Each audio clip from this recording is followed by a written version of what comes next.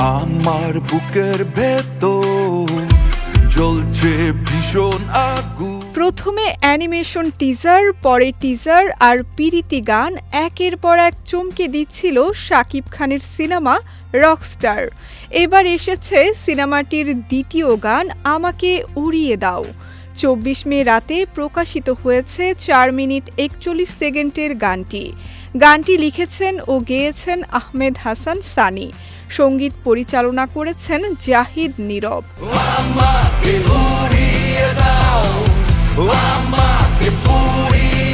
আমাকে উড়িয়ে দাও গানটির কিছু অংশ আগেই শোনা গিয়েছিল প্রথম টিজারে। এবার এলো পূর্ণাঙ্গ গান। এতে পর্দায় দেখা গেছে শাকিব খান ও সাবিলা নূরকে। গানটিতে সিনেমার গল্প সম্পর্কে কিছুটা ধারণা পাওয়া গেছে। শুরুতে শাকিব খান অভিনীত আগুন চরিত্রটিকে দেখা যায় সংগ্রামী গায়ক হিসেবে।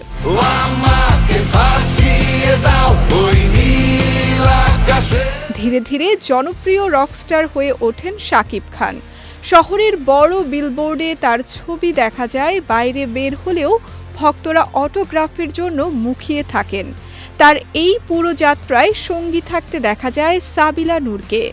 কিন্তু শাকিব জনপ্রিয় হওয়ার পর সাবিলাকে আর দেখা যায় না। যে গায়কের সংগ্রামের দিনগুলোই তিনি ছিলেন, জনপ্রিয় হওয়ার পর কেন হারিয়ে গেলেন? এই প্রশ্নের উত্তর মিলবে সিনেমাটি মুক্তির পরেই।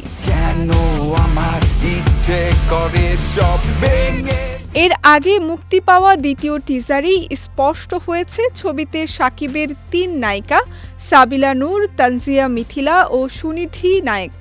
সিনেমায় শাকিবের জীবনের বিভিন্ন পর্যায়ে তাদের দেখা যাবে।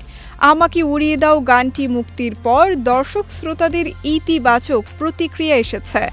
গানটির মন্তব্যের ঘরে একজন লিখেছেন গানটি সত্যিই দুর্দান্ত, সঙ্গে জুড়ে দিয়েছেন আগুনের ইমোজি। আরেকজন লিখেছেন পুরাই আগুন, বসমানি আগুন, আগের সব রেকর্ড ভেঙে দেবে এই গান।